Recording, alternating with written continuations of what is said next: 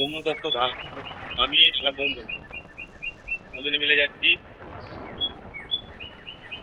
সন্ধ্যে 10টা নাগাদ বেরিয়েছি বাড়ি থেকে। আর আমার ঘর থেকে মাত্র 29 কিলোমিটার দূরে। এবার রাস্তায় খানিকটা টিফিন করবো, চা খাবো, তারপর 11টার মধ্যে মিষ্টি ঘুরতে যাবো। আর রাস্তার জায়গা নিচ্ছি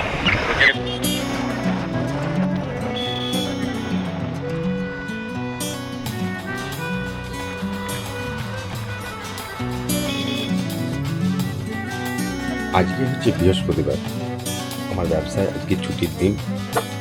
আজকে দুই বন্ধু মিলে বেরিয়েছি। আজকে যেটা দেখবো সেটা হচ্ছে যে আমার আমার বাড়ি হুগলি জেলায় সব থেকে বৃহৎ মন্দির, সেটা হচ্ছে ব্রহ্মদত্ত ধাম। এটা হচ্ছে বনমালীপুর এলাকার মধ্যে পড়ে। আর প্রথম আর পশ্চিমবঙ্গের মধ্যে সব থেকে দ্বিতীয় বৃহত্তম মন্দির। আর প্রথম হচ্ছে ইস্কন মন্দির, তারপরে হচ্ছে এই দ্বিতীয় হচ্ছে ব্রহ্মদত্ত ধাম। এই মন্দিরটি হালে তৈরি হয়েছে, খুব বেশি দিন না, 6-7 বছরের আগেকার তৈরি। এই মন্দিরটি তৈরি হয়েছে তৈরি হতে 6-7 বছর লেগেছে, কিন্তু মন্দিরটা উদ্বোধন হয়েছে 2018 সালে 18ই ফেব্রুয়ারি। বিশাল জাঁকজমক অনুষ্ঠান করে উদ্বোধন হয়েছিল শুনেছি, আমি কোনোদিন আসিনি, আজকেই প্রথম যাচ্ছি মন্দিরে।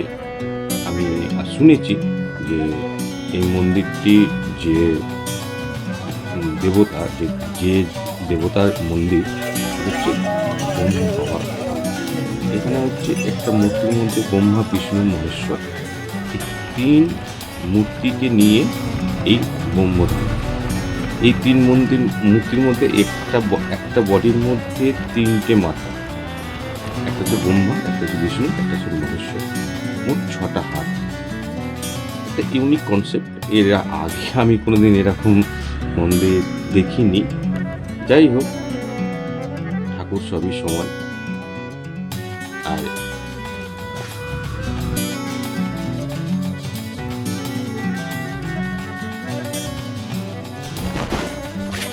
কথা বলতে বলতে মন্দিরের সামনেই চলে এসেছি। মন্দিরটা দেখে খুব এক্সাইটেড লাগছে। মন্দিরটা সত্যি খুব দূর থেকে খুব সুন্দর লাগছে।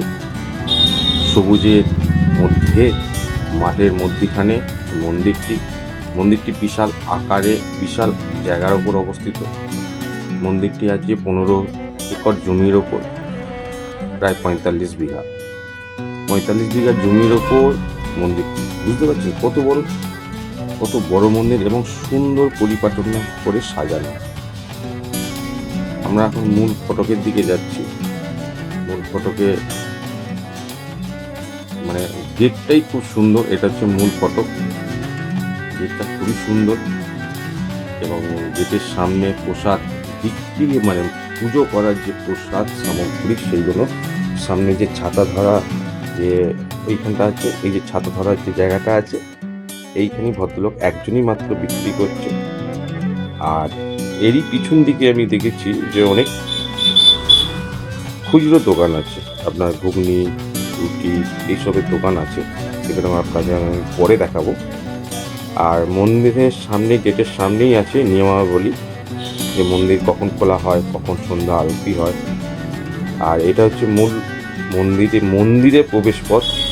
এইটা সিঁড়ি দিয়ে উঠে এবং ভেতরটা ঢুকে আমি তো চমকেই গিয়েছিলাম। পুরোটা পাথরের কাজ এবং বিশাল বড়। মন্দিরে টোকেন দেওয়া হবে, তার অ্যানাউন্সমেন্ট হচ্ছে। আজকে বৃহস্পতিবার, আজকে যে খাবারের মহাভোগের যে টোকেন দেওয়া হয়, এটা সম্পূর্ণ বিনা পয়সায়। এখানে বিনা পয়সায় প্রায় 1000 লোককে খাওয়ানো হয়। বৃহস্পতিবারই শুধু হয়, অন্য দিন হয় না, অন্য দিন বোধহয় পয়সা লাগে। আজকে বৃহস্পতিবার, এটা সম্পূর্ণ ভক্তদের খরচায় এইটা অনুষ্ঠিত হয়। নমস্কার, প্রবীর কুমার দে, আমার প্রিয় বন্ধু সাগর একসঙ্গে আমরা দুজনে এসেছি। আপনারা ভালো থাকবেন। এই আজকে আমাদের ট্যুর হচ্ছে ব্রহ্মপুত্র মন্দির, ব্রহ্মবাবার মন্দির। এখানে এই শীতকালে এত লোক আসে আপনি চিন্তা করতে পারবেন না। সবে শীতটা পড়েছে, সানডেতে এবং স্যাটারডেতে প্রচুর ভিড় হয় এখানে। আপনারা যদি এখানে আসতে চান, একদিক দিয়ে আপনি কলকাতা দিক দিয়ে এলে সোজা চলে আসবেন ডানপুরি দিয়ে শিয়াখড়া থেকে বেঁকে যাবেন, বাঁ দিকে বেঁকে যাবেন।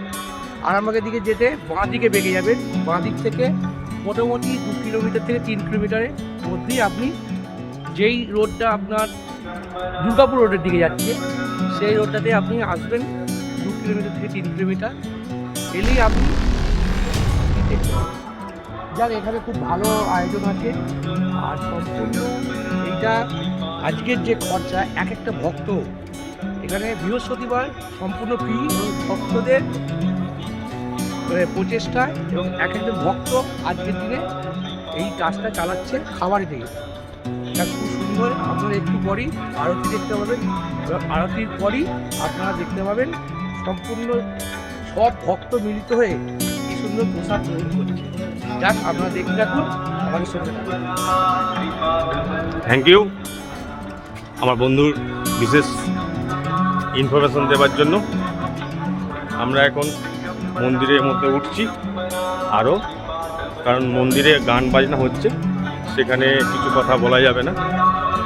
সেই জন্য এক একটা অ্যাঙ্গেল থেকে মন্দিরটাকে, চূড়াটাকে আমি দেখাচ্ছি।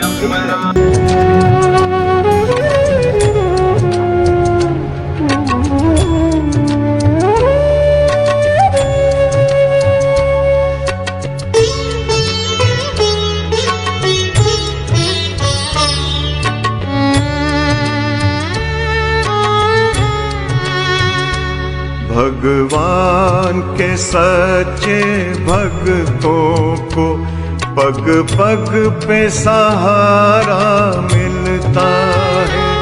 भगवान के सच्चे भक्तों को पग पग पे सहारा मिलता है। इस ओर बचो उस ओर चलो, ये आप इशारा मिलता है। इस ओर बचो उस ओर चलो, ये आप इशारा मिलता है। भगवान के सच्चे भक्तों को पग पग पे सहारा मिलता है।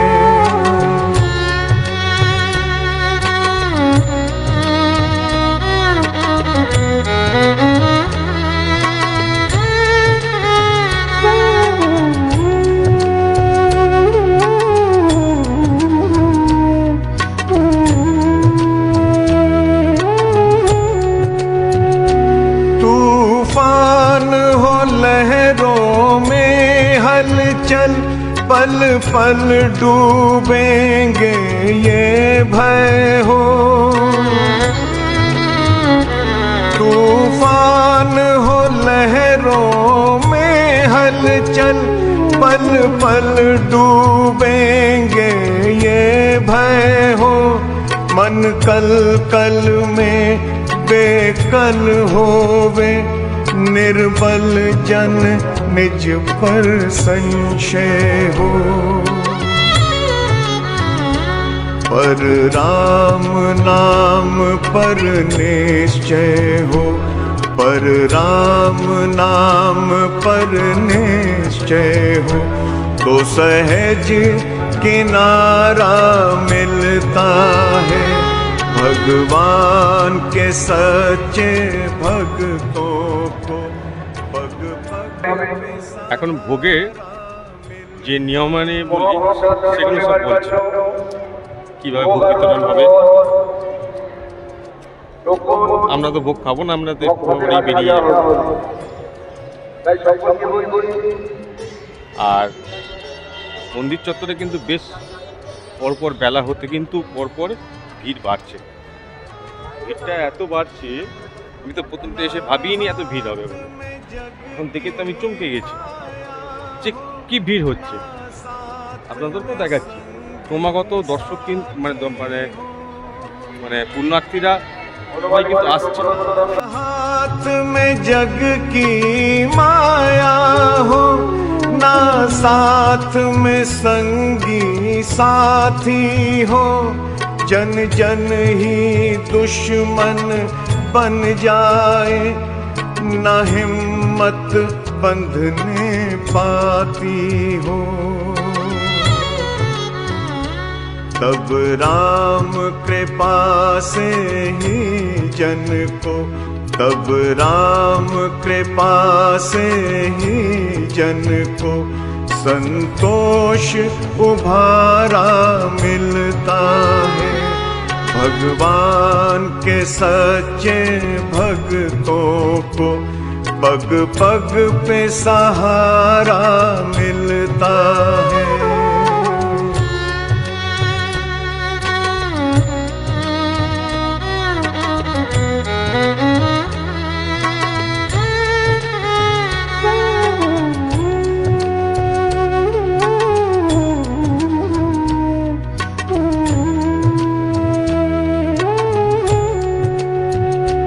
दुख हो सिर विपता भारी हो, और सभी तरह लाचारी हो। दुख हो सिर विपता भारी हो, और सभी तरह लाचारी हो। मन चिंतित संशित हो जाए, निर्दोष जो नित नित हारी हो। जब सब द्वारों पर ना होवे, जब सब द्वारों पर ना होवे, तब हरि का द्वारा मिलता है। भगवान के सच्चे भक्तों को पग पग पे सहारा मिलता है।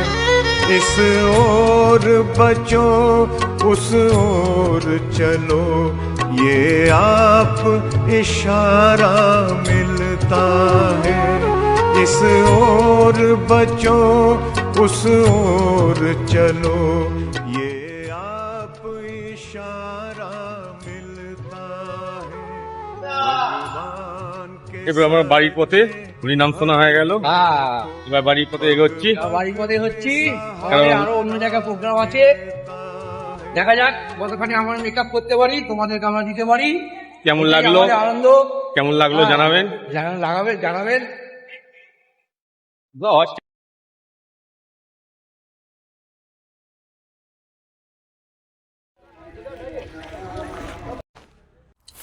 আপনাদেরকে বলেছিলাম না যে শেষে আপনাদেরকে দেখাবো যে মন্দিরের পিছন দিকে বা মানে মন্দিরের সামনের দিকে অনেক ছোট ছোট রিটেল দোকান আছে। এখানে আপনি অনেক খেলনা পাবেন বাচ্চাদের, এবং ডিম টোস্ট, ঘুগনি, খাবারের জল, তারপরে নিরামিষ ফুচকা, এবং পান বিড়ি সিগারেটের দোকান, এবং ভুট্টা ভাজা, পপকর্ন যেটাকে বলে পপকর্ন, ডিম সেদ্ধ, এইসবের দোকান মোটামুটি 10-12টা আছে। ঠিক আছে, এখানে আপনার মোটামুটি আপনি যদি সপরিবারে আসেন একটা দিনের পক্ষে খুব সুন্দর সময় কেটে যাবে। এবং এই দোকানটার মধ্যে সবথেকে ভালো কোয়ালিটির চা পাওয়া যায়, আমি খেয়েও দেখেছি, খুব সুন্দর।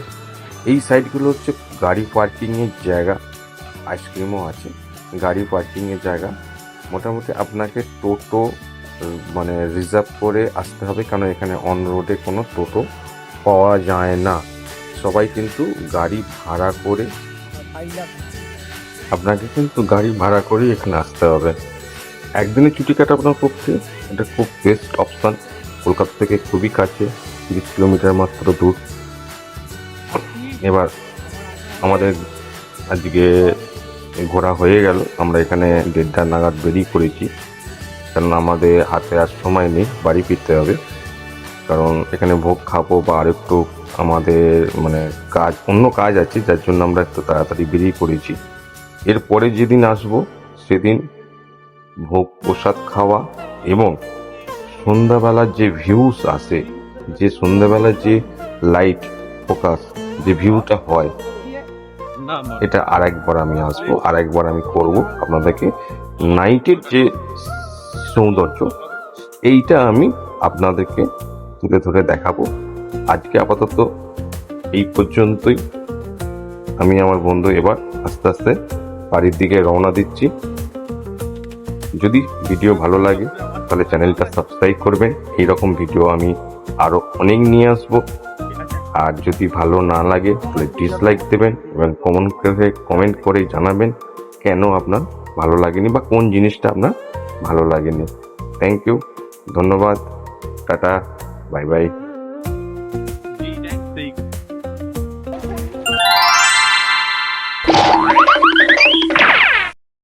Hehehehe